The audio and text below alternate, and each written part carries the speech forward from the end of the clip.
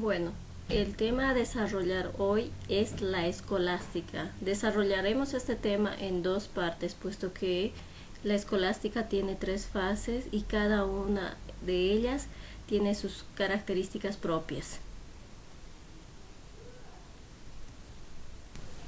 La escolástica es una corriente teológica y filosófica medieval que utilizó parte de la filosofía grecolatina. En el mundo antiguo, que termina aproximadamente en el siglo V, y la Edad Media comienza a partir del siglo VI hasta el siglo XV, surgen una serie de sucesiones históricas. Entre ellas aparece la patrística, que es un momento donde la filosofía no se produce nada, sino que más bien los padres de la Iglesia comienzan a recolectar la información. Esta recolección de la información se relaciona bastante con la coordinación de la razón y la fe. En el periodo de la escolástica también predominan lo que son las escuelas catedralicias y en los estudios generales. En esta época también surge diferentes corrientes en diferentes lugares. Los acogedores o los recolectores de los escritos antiguos acogen corrientes filosóficas como ser las grecolatinas, las arábicas y las judaicas. Y al mismo tiempo en diferentes países se inicia esta fase de recolección de estos escritos, como ser en Francia, en España, en Italia. Se encargan de recoger con mucho cuidado los escritos filosóficos especialmente. La escolástica también es considerado un método de trabajo intelectual. Sus etapas. La escolástica se divide en tres etapas. La primera, que está relacionada con la razón y la fe, ya que para los religiosos el mismo Dios es la fuente de ambos tipos de conocimiento. En la segunda fase existe la conciencia, que va a estar relacionada con la razón, y esta razón nos va a llevar al alcance de la fe. Es una zona común entre la razón y la fe. Y ya a fines del siglo XIII y a comienzos del siglo XIV surge una tercera etapa donde se considera la separación o el divorcio entre la razón y la fe, puesto que entre la filosofía y la teología existían ciertas diferencias. Sin embargo, la teología se servía de la filosofía para tener un entendimiento más claro sobre estos aspectos espirituales.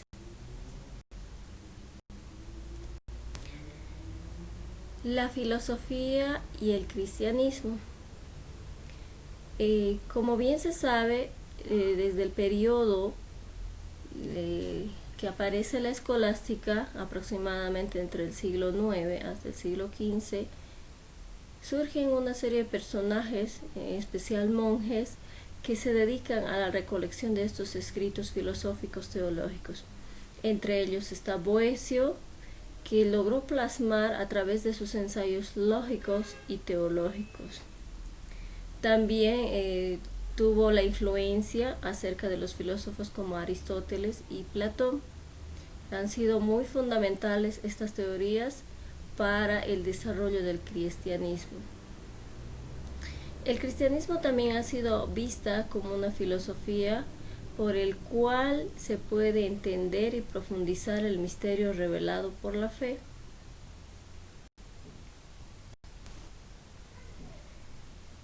La preescolástica, como bien ya se dijo, tiene sus raíces en los orígenes patrísticos, ¿ya? Y es de herencia clásica. También se caracteriza por momentos de gran decadencia moral y cultural, ya que en estos momentos se empezó a designar ciertas recolecciones de carácter repetitivo, más no así de producción de la filosofía propiamente dicha.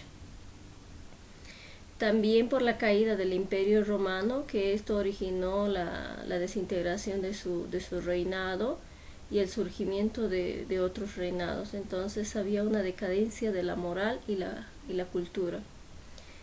En tal virtud es que el Renacimiento carolingio comienza a designarle como escolástico a todo aquel que estaba libre de oficio y que se encargaba acerca del estudio.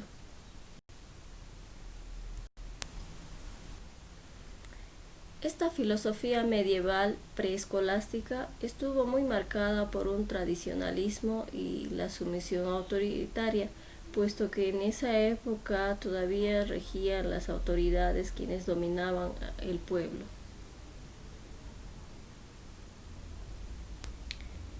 Veamos ahora el papel que desempeñaron cada uno de estos personajes que se encargaron de recolectar los escritos filosóficos teológicos. Entre ellos está Boecio, que es un monje, que nació aproximadamente en el año 477 a 524. Era un senador romano, filósofo,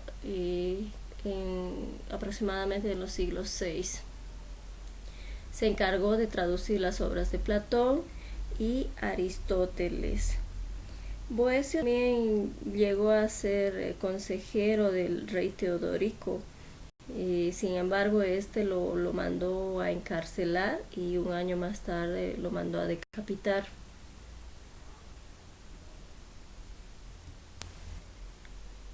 Juan Escoto de Erigena. Juan Escoto fue un destacado filósofo del Renacimiento carolingio. Este personaje mantiene la idea de que todo lo que se conoce, todo lo que es incomprensible, se conoce a sí mismo, es decir, que todo tiene que ser a través de algo que se puede observar. Juan Escoto nace aproximadamente entre el año 810 al año 877 y es uno de los personajes que también se encarga de recolectar los escritos filosóficos de la Edad Antigua. Tenemos también a Guerberto de Aurillac, que llegó a alcanzar un gran renombre como teólogo y filósofo. Nace aproximadamente en el año 1945 al año 1003. Entre sus obras más destacadas está sobre lo racional y sobre el uso de la razón. También está su obra sobre el cuerpo y la sangre de Cristo. Este personaje se encargó de introducir en Francia el sistema decimal islámico y el uso del cero.